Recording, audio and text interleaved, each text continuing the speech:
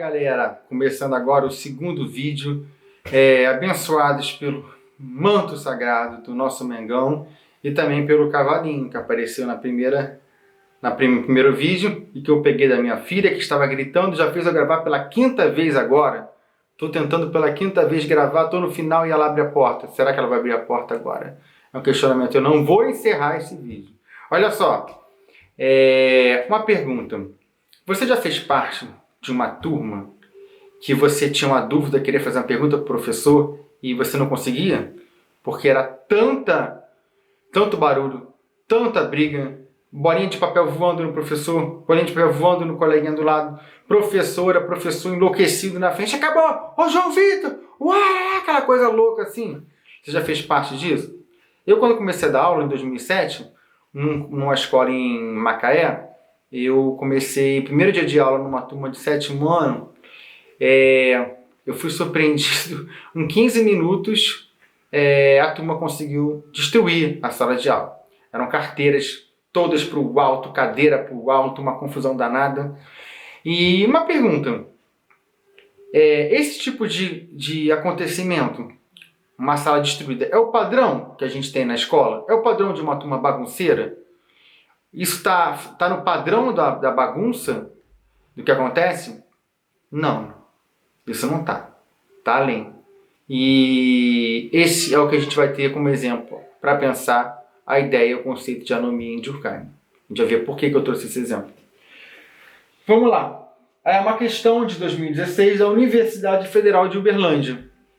A sociologia surge no século XIX, momento marcado por uma intensa crise social na Europa. Emile Durkheim não deixou de ser influenciado por esse contexto. Nesse sentido, um dos seus objetivos era fazer da sociologia uma disciplina científica capaz de criar respostas aos desafios enfrentados pela sociedade moderna. Entre os desafios, colocava-se a crescente contradição entre capital e trabalho, entendida pelo autor como um exemplo dos efeitos de um estado de anomia, caracterizado, letra A, pela excessiva regulamentação estatal sobre as atividades econômicas. Primeiro comentário.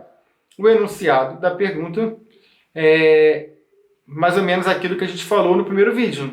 Durkheim estava preocupado em criar uma disciplina científica, que estudasse a sociedade.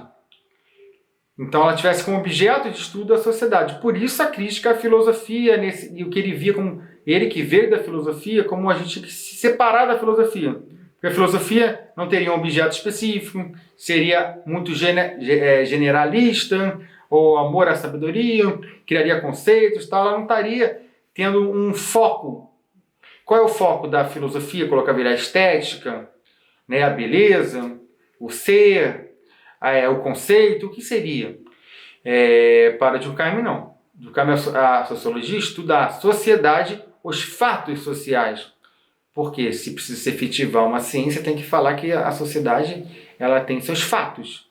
Como a biologia tem fatos, a química, a linguagem, a forma de falar é parecida. Você vê há muitas coisas parecidas porque ele se adequa a uma forma de discurso das ciências naturais, chamadas naturais.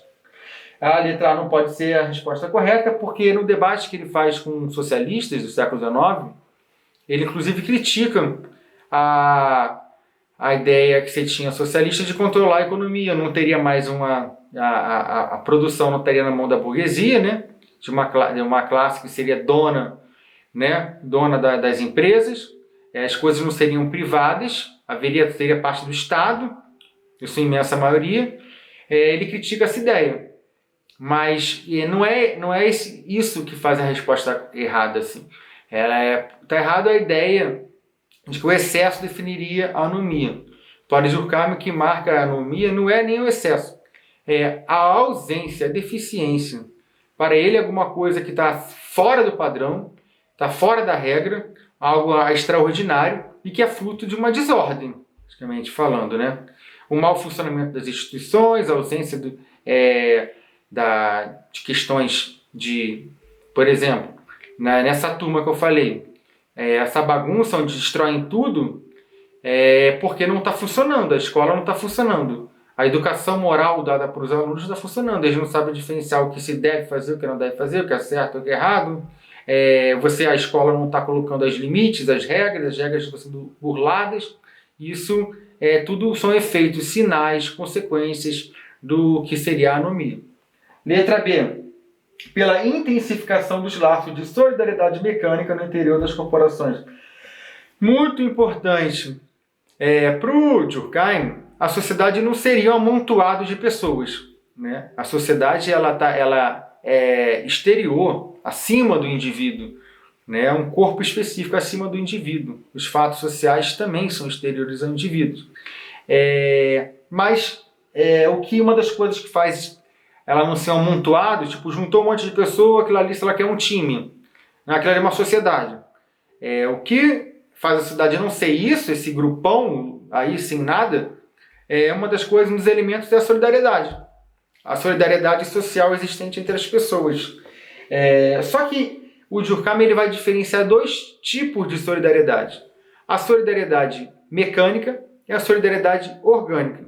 Para ele, a solidariedade mecânica era característica das sociedades consideradas por ele mais simples, menos complexas, que no século XIX falavam de sociedades primitivas.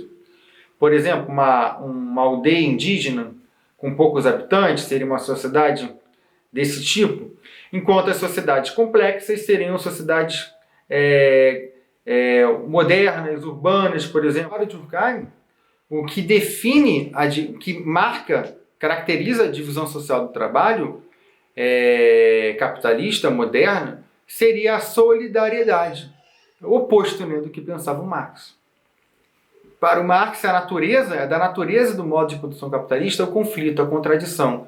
O proletariado é aquele que produz, aquele que não tem nada além da sua força de trabalho, né? Dono de empresa, de fábrica, não tem herança, então ele tem que trabalhar, vender sua força de trabalho para o patrão, para o burguês, mas ele que produz tudo, ele faz a mesa, a cadeira, a madeira, ele pega a madeira, ele faz tudo, ele monta o prédio, mas nada disso pertence a ele. Ele produz a riqueza, mas a riqueza não retorna para ele. Ele fica com uma fatia muito pequena, que seria o seu salário. A maior parte daquilo que ele produz vai para o burguês. Isso é o que é a exploração da mais-valia. A gente vai ver isso quando tiver uma questão sobre Marx. Então, assim, para o Durkheim, ao contrário do Marx, a característica da divisão social do trabalho capitalista é a solidariedade, e não um conflito. Então, o conflito entre capital e trabalho não é a marca da divisão social do trabalho, é uma característica da anomia, porque não está tendo solidariedade, ela não está se efetivando, algum problema ali, a crise está superando a solidariedade. Letra C, pela ausência de instituições capazes de exercerem um poder moral sobre os indivíduos. A opção correta, porque a letra D, pelo aprofundamento da desigualdade econômica, não pode ser a resposta, né? Ele não está, para ele, a desigualdade, ele não fala que a desigualdade é maravilhosa, etc. Ele não fala isso. Mas a desigualdade econômica, para ele, não é uma questão da injustiça natural do capitalismo, nesse sentido assim, né? Há um problema, uma classe produz toda a riqueza, mas ela está morrendo de fome, como tem no pensamento marxista, como tem, enfim, em outras correntes do socialismo, como o anarquismo, mas para ele a grande questão ali, como você tem esse desequilíbrio, essa desintegração desse corpo, a sociedade.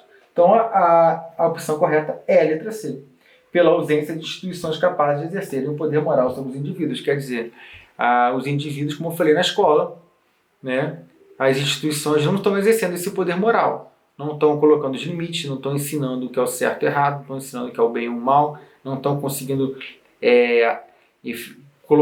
agir sobre as consciências, sobre a nossa cabeça.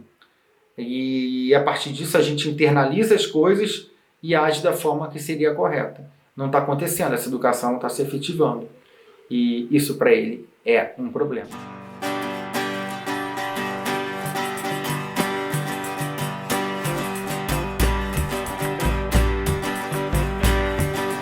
Tem guerreiro que veio da rua, guerreiro que é camelô, guerreiro que sofre, que luta, guerreiro, irmão trabalhador. Tem guerreiro cria da favela, guerreiro que veio do norte, guerreiro fugindo da seca em busca de pão e melhor sorte. O mundo não precisa de soldado, precisa de guerreiro, meu irmão. Soldado segue general e guerreiro só segue o coração. Segue o coração.